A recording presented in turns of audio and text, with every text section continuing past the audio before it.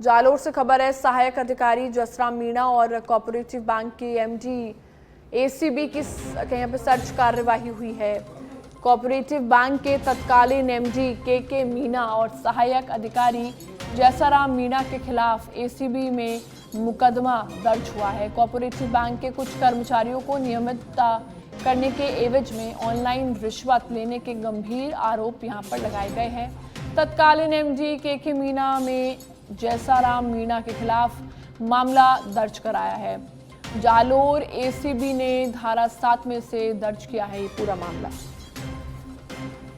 बड़ी अपडेट इस वक्त, ऑनलाइन रिश्वत लेने के गंभीर आरोप और कोऑपरेटिव बैंक के एमडी के घर एसीबी का सर्च ऑपरेशन। एसीबी के द्वारा जयपुर जालोर के 2 स्थानों पर आज सर्च की कार्रवाई की जा रही है।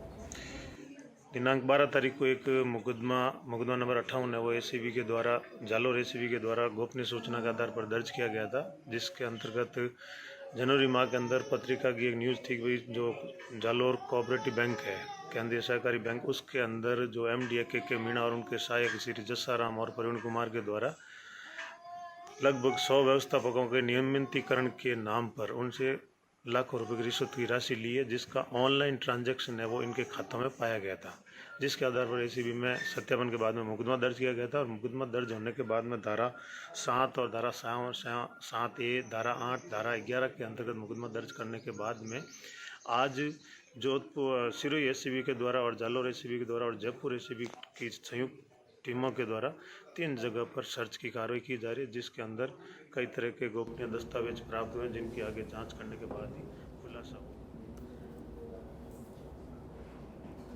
और अधिक जानकारी के लिए बबलू मीणा हमारे साथ फोन लाइन पे जुड़ गए हैं। बबलू, क्या कुछ पूरी जानकारी, ये पूरा मामला क्या है, साथ ही अभी कार्यवाही कहां तक पहुंची है?